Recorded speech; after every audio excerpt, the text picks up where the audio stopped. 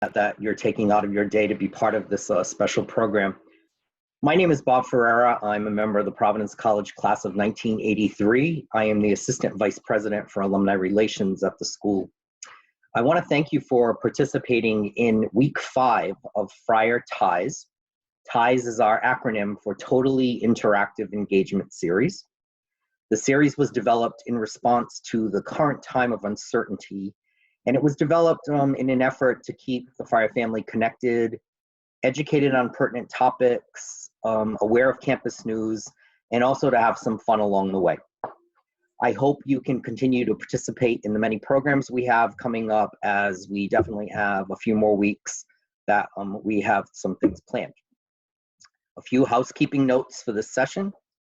Please note that we would like everyone to stay on mute during the presentation, and I ask that you use the chat feature below your screen if you'd like to type in any questions that you may have, and we will try to address them the best we can throughout the session. The session is also recorded, so if you do not want to be visible in the recording, please suppress your camera view feature below and delete your name on the screen, okay? So now for our program. I'm happy to introduce Dr. Thomas Guilmette. He joined the faculty at Providence College in 1998 as an assistant professor of psychology and became a full professor of psychology in 2007. Prior to joining his alma mater, Dr. Guilmette received his PhD from the University of Missouri and went on to serve in the Medical Service Corps of the U.S. Army.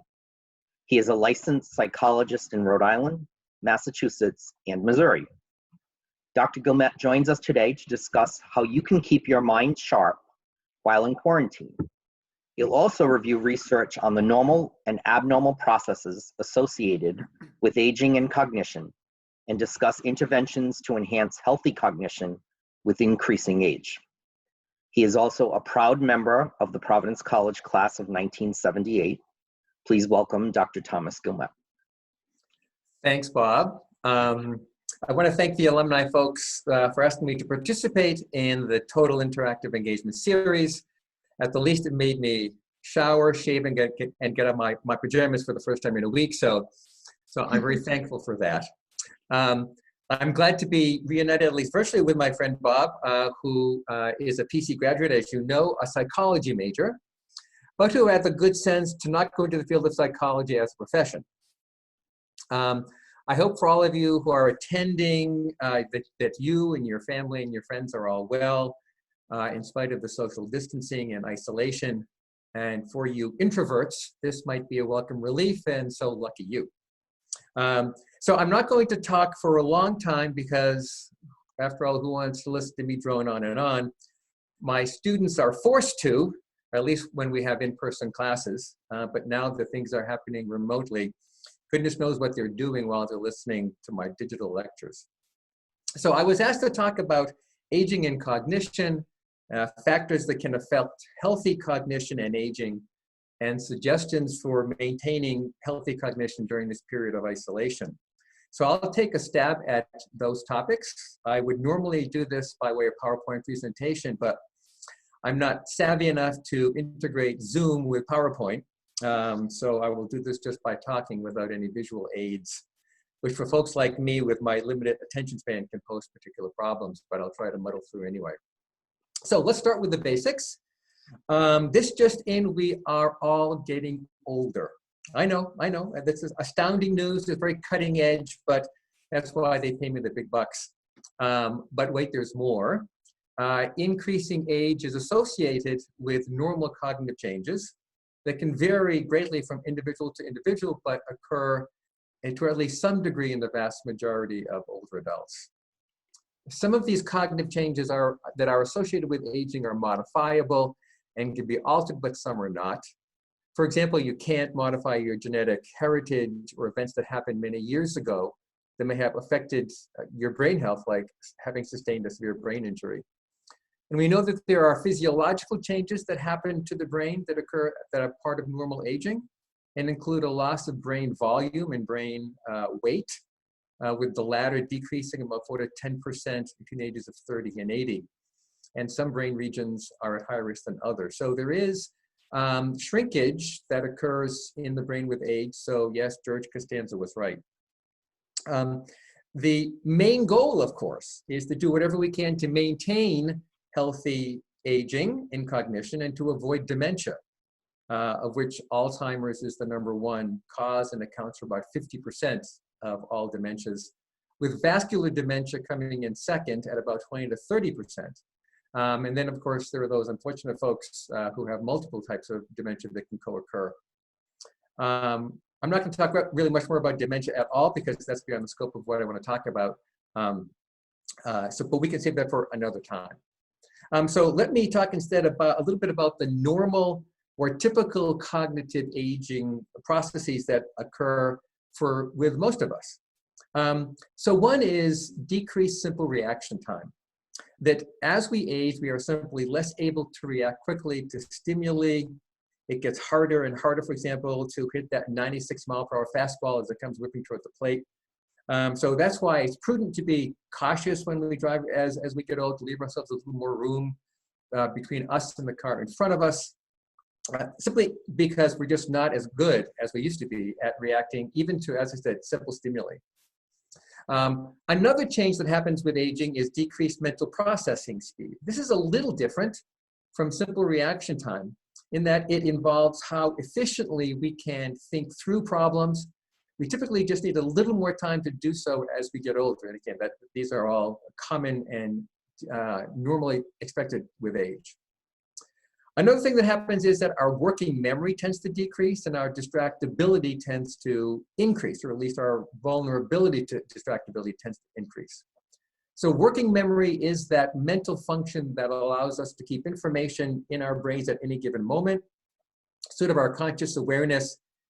If you, for example, if you were to be taking notes from this talk, being able to keep in your head, in your working memory at any given moment, perhaps what I just said, and then writing them down and then moving on to the next idea. What you can juggle in your head at any given moment is what we call working memory.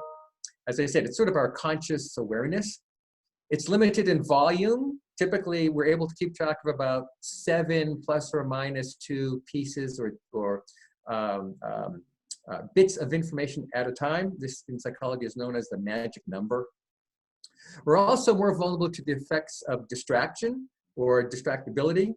So when trying to focus or when trying to really engage significant mental activity or problem-solving skills, as we age, we tend to have more difficulty with distraction around us. I know for myself, when I'm driving in my car, I used to be able to drive, listen to the radio, and also think through a problem that I had during the day or what's coming up. I now find that I have to turn the radio off. I just can't focus as well with what's going on in the background like I used to be able to do. Again, that's a normal facet of aging. Another thing that many folks notice as they age is problems with with word retrieval and naming of objects, as well as people's names, becomes a little more difficult. The name of someone we have known for many years may temporarily escape us, as well as the name of that actor whose name we can't recall, who was in that movie that we can't recall the title of. That is until about 3 o'clock in the morning when suddenly it like pops into our head and suddenly it becomes all too real. It's very frustrating, but completely normal. Another change that accompanies aging is the decline with abstract reasoning and problem solving. We do tend to become a little more concrete as we age, a little less flexible with our ability to solve novel problems.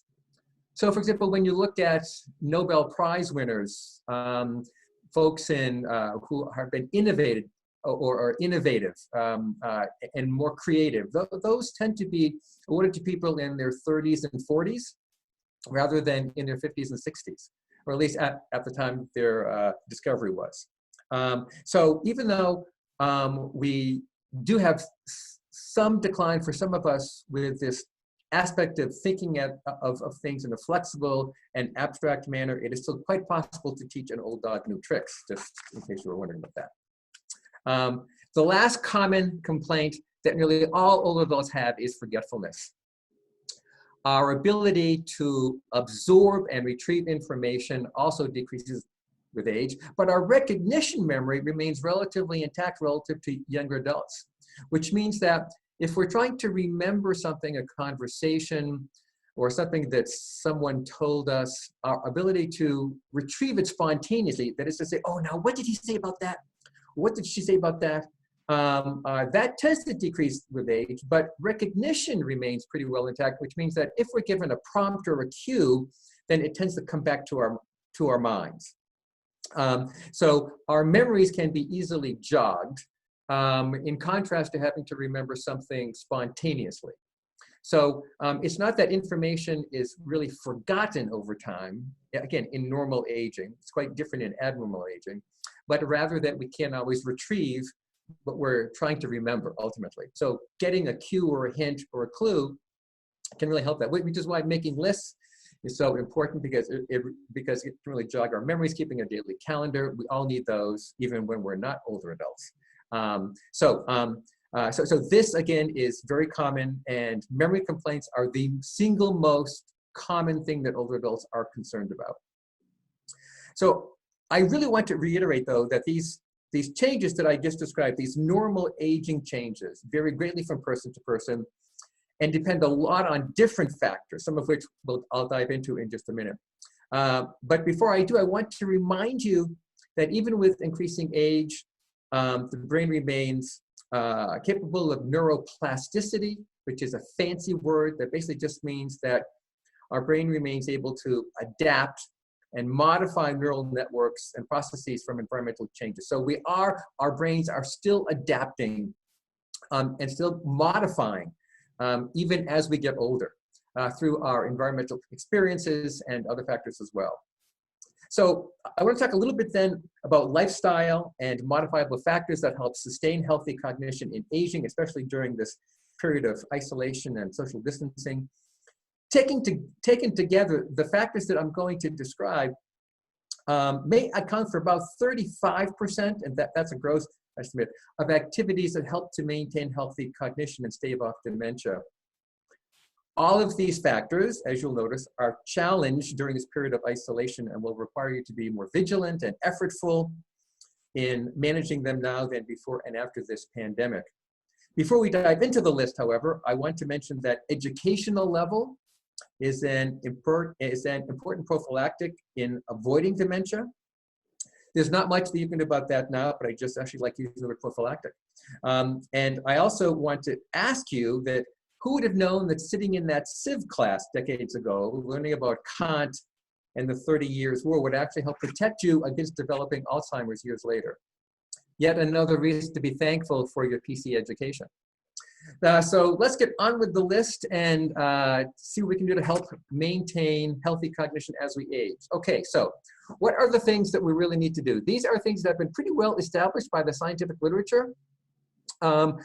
One thing, and by the way, this is not rocket science. If it were, I wouldn't be doing it. And you have probably heard many of these things before, but they always bear repeating. So one thing that we really need to do as we age is to exercise. I know it sounds easy, lots of good reasons, but exercise increases blood flow to the heart and to the brain, increases telomere length.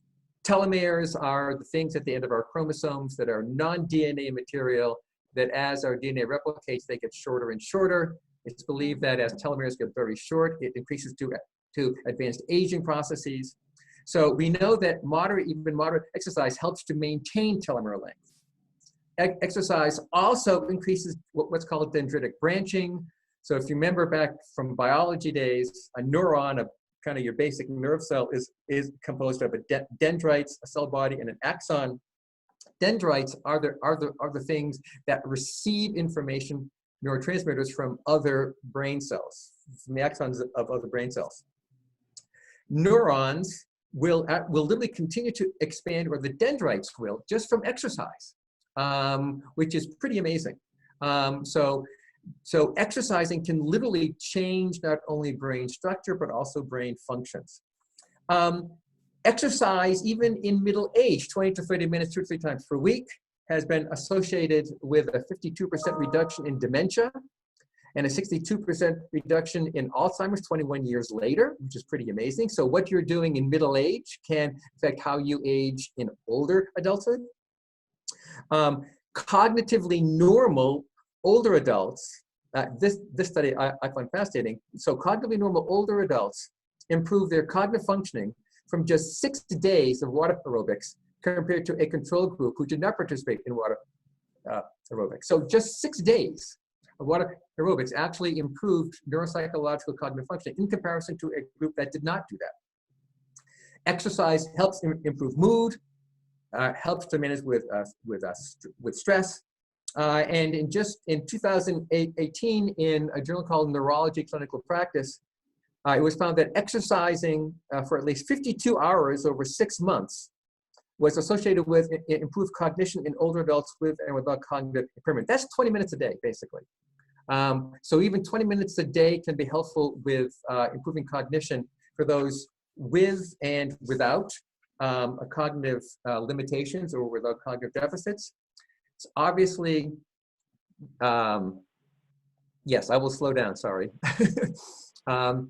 I will also say that, it's harder to exercise if you're used to going to a gym. You can't really do that nowadays. You can still walk around the block. You can still walk up and down stairs if you have them. Try to be creative about what you can do. Grab off of YouTube or the internet and exercise video to do that in your living room or wherever in your family room. It's still really important, even though we're isolated and maybe the usual things that you might do to exercise have been eliminated or restricted. It's still really important that you continue to exercise because that's really good for your brain health. Another thing that's sort of associated with exercise is healthy diet. I know you've heard this a zillion times. And while there is some mixed evidence about exactly what is the best kind of diet, the Mediterranean diet is generally thought to improve or maintain healthy cognition better than other diets might. So lots of fruits, vegetables, grains, nuts, olive oil, fish, all of those things are good for heart health and good for brain health. And I'll say this more than once, but the mantra really is now what's good for your heart is good for your brain. So if you're keeping your heart healthy, then you're also keeping your brain healthy. There has also, however, been some other evidence that indicates that diet in middle age does not affect cognition later in life, unlike exercise. Exercise in middle age does seem to affect cognition in older adults. But in older adults, diet does seem to make more of a difference than in younger adults. Social connections, arguably one of the toughest things about this whole isolation piece is lack of social connections. And yet we know that social connections are not only good for our mood, but also really good for our brain. Being with others seems to really help with our thinking skills, our ability to multitask, to keep track of more than one thing at a time. Social connections, making connections with others are just really quite good for brain function. There's been a number of studies that have looked at individuals who are socially isolated versus those who are not, even if they begin at the same baseline level of cognitive functioning, experience a more rapid deterioration than those who are not socially isolated. So whatever you can use to stay active in terms of your relationships with family and friends, and certainly call folks, use Zoom, FaceTime, all of those remain very important. Meet with others outdoors, on a porch, while going for a walk. All of those things in order to maintain relationships with friends and neighbors are really important. Friends not only make us feel good, but they also really help us with our thinking. So I would really encourage you to do that. I'm sure have heard the old use it or lose it slogan. Well, that certainly is true with regard to cognitive and mental functions. Mental activity is really important because if you don't use it, you will lose it. There are lots of things that you can do even though you're isolated. What we know is that novel and complex problem solving are the most helpful. It's fine reading, watching the news, doing crosswords, doing word searches. Those are all positive things, but the biggest bang for your buck is trying to really press and push as much of your brain function as you can. So novel and complex problem solving, doing routine kinds of things. Word searches, for example, are really sort of routine. You can do that while watching reruns of Gilligan's Island. Or the Andy Griffith Show, two of my favorite ways of completely vegging out. But so I would really encourage you to try to really engage your brain function and your thinking in a more dynamic way. The two ways that have been demonstrated that are most helpful for that are learning a language and playing a musical instrument. So if you've had that clarinet in your basement, they used to play in high school or college, and it's been collecting dust, drag it out, download some music, and see if you can relearn to play the clarinet. Or that piano that's off in the corner, dusty, that hasn't been touched in a year and a half, sit down and try to play that again. You've always wanted to go to Italy, all right, okay? So when you're planning your next trip to Italy, while you're waiting, try to learn Italian. You don't need to become fluent. You don't need to be, playing at the Met or Carnegie Hall, okay? But just those things, when you think about what it takes to do those things, learning to play a musical instrument and learning a language, you see how much richer your thinking has to be in order to perform those kinds of mental operations. So all of those things you can do in the comfort of your own home. Also, when you can, ditch the GPS. We have become really reliant on letting the GPS think for us. Having to find your way, having to navigate around requires you to use your memory, visual spatial skills, perceptual functions. All of those things are really helpful also as a mental activity, as a problem-solving task, in order to continue to help preserve our thinking skills as we get older. Another thing, getting adequate sleep. We know that sleep is really important. Our sleep-wake cycles can get really disrupted during this time when we don't have a schedule, when we don't have a routine. So of course, and you have probably heard this on most TV shows or radio shows, really encouraging people to try to maintain a schedule. Get up at the same time each day, try to go to bed at the same time each night. Routine wake-up times are really important. Avoid naps during the day because naps will really mess up your sleep-wake cycle. If you have sleep apnea, make sure you use your CPAP and that it's working. Just maintaining and managing good sleep hygiene is really important because sleep is important for brain function. And so I would really encourage you to continue with that. I had mentioned before that heart health is associated with brain health. So it's also well known that avoiding or controlling heart disease risk factors, diabetes, hypertension, elevated cholesterol, obesity, all of those kinds of things, which are good for your heart, are also really good for your brain. So I had mentioned healthy eating before. Avoid snacking, avoid grazing as much as you possibly can.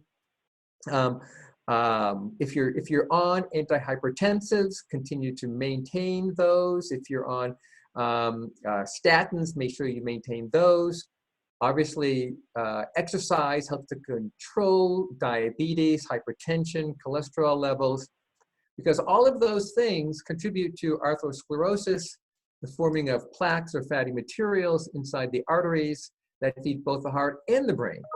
And so it's really important that given that vascular dementia, lack of blood flow to the brain is the second leading cause of dementia, then obviously trying to maintain good blood flow to the brain is really important in terms of maintaining good cognition and thinking skills.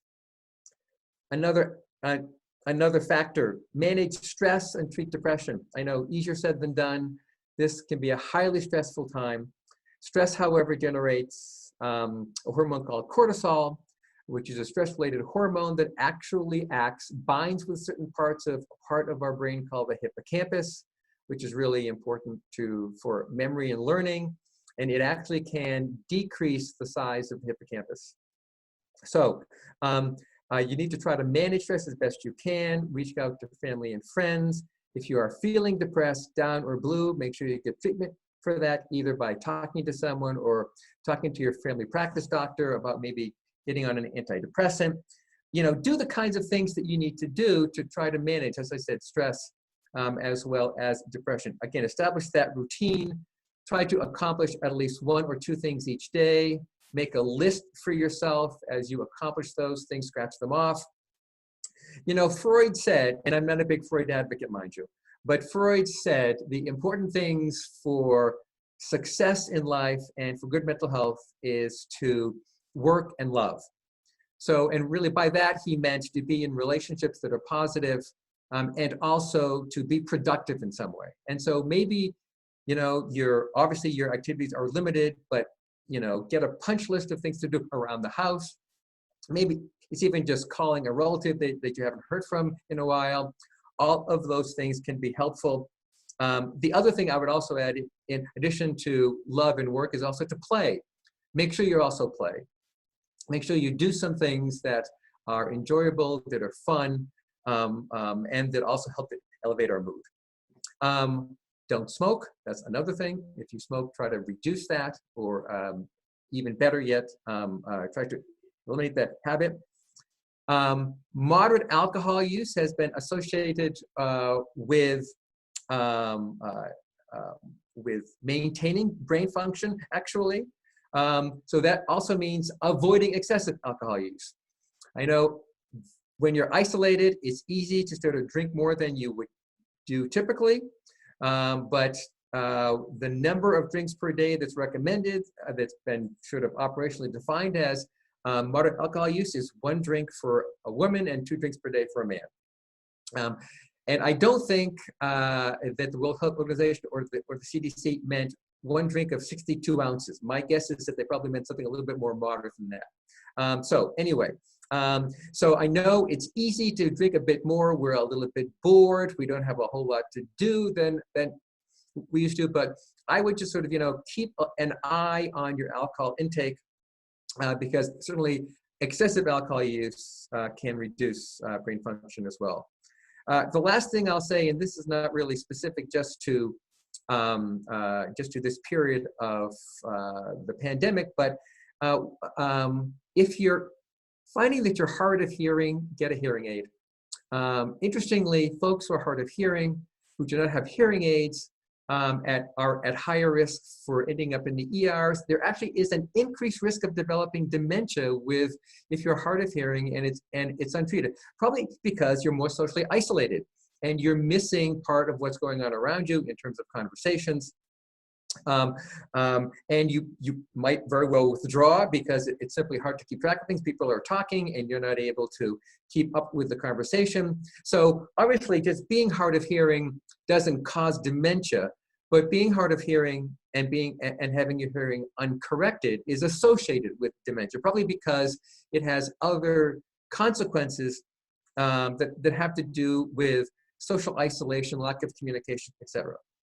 So again, just quickly, exercise, healthy diet, social connections, mental activity, get back to playing that clarinet, adequate sleep, good heart health, and manage heart disease risk factors, manage stress, treat depression, get hearing aids if you need them, don't smoke, and avoid excessive alcohol use. That's kind of the mantra that the Lancet, which is a very famous and very old medical journal, has listed in part as those things that, as I said, taken together account for about 35% of factors that might contribute to or help us avoid or at least delay the onset of dementia. So that's my spiel. Hope it made some sense. If you have any questions, I'll be happy to take questions if you have them.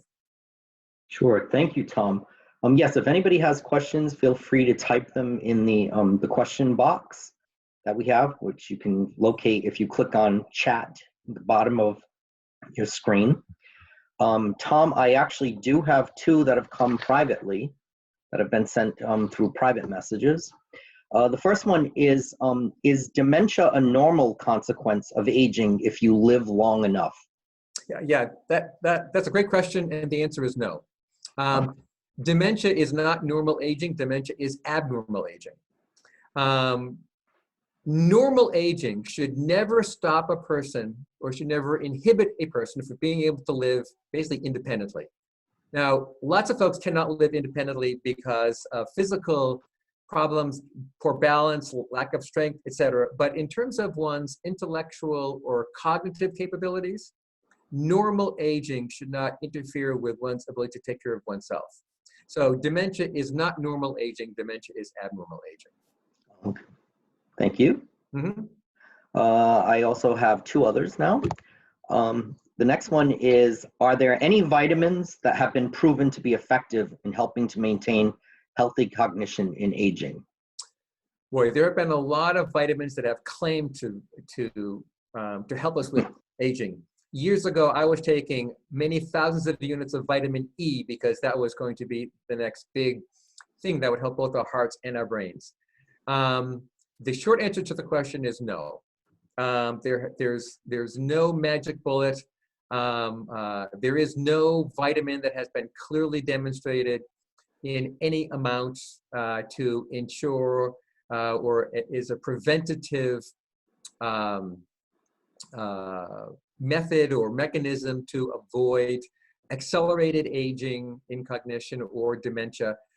You know, living a healthy lifestyle, the things that I mentioned before, I would put effort into those things rather than in going to GNC and buying a bunch of vitamins. Thanks. I have another one here. It says, in addition to learning a new language or learning to play a new instrument, would learning photography and learning how to process images on a computer, etc., help? Yes, I would say so. Yeah, sure. Because when you think about what those things are, in fact, you know, those are really interesting ideas. When you think about what are the cognitive tasks that are really going to engage so much more of your functions, what kinds of things require you to sort of push the limits of how to solve new things, being confronted with new problems, really making you think hard. We know when we have to do that. We know what it feels like. If what you're doing is not making you think hard and really having to pause and wait and consider multiple variables all at the same time, if you're not doing that, then you're not benefiting as much from mental activity as a way of in order to enhance cognition as we age. So yes, so I would say that those kinds of activities could definitely contribute to the sorts of activities that would be helpful as we age.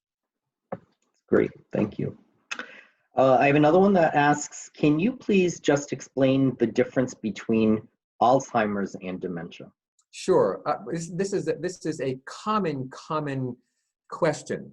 So, dementia is a global term that refers to a decline in cognition, a decline in mental function in one or more areas, memory, attention, language, visual spatial skills, that is accompanied by a decline in some aspect of our everyday functioning. So dementia really requires two things. One is some impairment or some decline in our thinking skills, and that decline results in some impairment in our everyday capabilities, our inability to handle our finances, to drive, to take our medications, to shop, to maintain our household, all those kinds of things. So that's the broad category. Alzheimer's is a subset of dementia. Alzheimer's is a type of dementia. So you have the broad category of dementia, and then underneath that, Alzheimer's, vascular dementia, frontotemporal dementia, Parkinson's dementia, Huntington's dementia, all those kinds of things. So Alzheimer's is simply a type of dementia. Okay, great. Do behaviors different when one is diagnosed with dementia between men and women? Do the behaviors differ? I don't know of any literature that indicates that. Dementia will ultimately result in behavioral changes, and they vary greatly from person to person.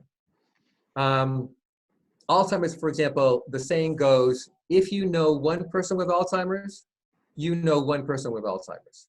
Right. Because Alzheimer's can, even though there is a characteristic cognitive profile associated with Alzheimer's disease, the way that gets manifested behaviorally, interpersonally, functionally can vary greatly from person to person. Some patients in advanced stage of Alzheimer's become paranoid, agitated, psychotic. Some patients do not. Some patients can have moments of lucidity interspersed with long periods of confusion. Some patients do not. But some patients remain agreeable and sort of easy to manage behaviorally. Some patients do not. So, so the behavioral manifestations of Alzheimer's or other types of dementias can really vary greatly. There is there's been some evidence that suggests that rates of developing Alzheimer's vary somewhat differently between men and women, with men at higher risk than females. But I am unfamiliar with any data that indicates that the manifestation of dementia or Alzheimer's is different between men and women. Great, thank you. Another one here. Can young people be diagnosed with dementia? Yes, actually, young people can be diagnosed with Alzheimer's disease. There are two main types of Alzheimer's disease. There is what's called sporadic, which is what we're most familiar with, happens largely to older adults, the cause of which is likely multifactorial. And then there is familial Alzheimer's, which is genetically produced. There are 3 specific genes that have been identified that can cause Alzheimer's disease, but they only cause the early onset type, not the older type. This happens in about 3 to 5% of Alzheimer's cases. So the overwhelming majority of Alzheimer's cases are the sporadic type, in which there are some genes that may make someone vulnerable to Alzheimer's, but do not cause Alzheimer's. It's the younger onset, people who have literally developed Alzheimer's in their 30s and 40s, where there is a clearly genetic cause, and that's the familial type. I have heard of an individual as young as 18 being diagnosed with Alzheimer's. And that certainly would be the familial type. That is the genetically caused type. Generally speaking, dementia in general is a diagnosis that is associated with age. Age is the single biggest risk factor in developing dementia, even though, as I said, it's not an inevitable part of growing old. But it is possible for some unusual or bizarre variants of neurologic diseases that can result in dementia for someone who is younger. Great. I have another one here. Is there a correlation with the ability to express oneself through art or language and a cognitive decline? So is that relationship between the inability to do that or between the ability to do that? It says, with the ability to express oneself through art and language and a cognitive decline. Is there a correlation with the ability? I'm not sure that I exactly understand the question. What I would say is that as someone begins to develop dementia, especially Alzheimer's disease, that their ability to express themselves verbally, because Alzheimer's will eventually affect verbal function, the ability to generate language and to speak coherently, that ability will certainly decline. I'm not familiar with a general association between artistic or language abilities and the development of dementia. Except, however, I would add that there's some evidence that Alzheimer's as a disease may begin in the brain decades before someone actually becomes symptomatic.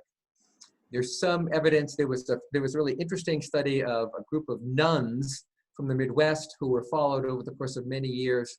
This group of 600 nuns actually agreed back in the 90s to yearly neuropsychological cognitive assessments, and they also agreed to donate their brains to autopsy after they died. And so all these nuns had the same background in that they all lived in the same environment. They all had relatively high levels of education. None of them drank. None of them smoked. None of them ever had children, for example. They all had good medical care. And what these researchers found was that they compared the autobiographies that these nuns wrote back when they were in their late teens, early 20s, before they entered the convent. And they compared that to the development of dementia, literally 50, 60 years later. What they found was that the nuns who wrote autobiographies that were relatively lacking in terms of the number of ideas that were packed into their autobiographies and how complex the grammar was that they used, that lower levels of this idea density and grammatical complexity was associated with an increased risk of Alzheimer's 60 years later.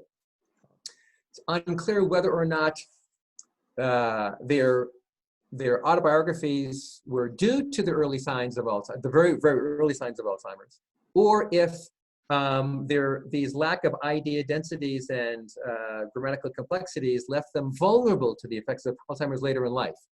But as I said, what we know is that it seems that the pathology of Alzheimer's likely begins decades before we get the diagnosis, before it's clinically apparent. The other thing is that about 20% of individuals who have the pathology of Alzheimer's, meaning the things in your brain that identify Alzheimer's, about 20% of patients who have that don't actually have the disease. That is, they don't have the clinical disease. So even though there are biomarkers of Alzheimer's in their brains seen either through imaging or autopsy, these patients, about 20%, will actually not have the clinical disorder. So Alzheimer's is a really complex disease. We know certainly some things about it, but we don't know a whole lot really about it, which I think has really stifled the ability to find any really effective treatment for the disease. Wow, interesting. Okay, we have one last question here, and it says, realizing that all of the recommendations you made are important to maintaining healthy aging, if you were to recommend one single strategy to start with, what would it be?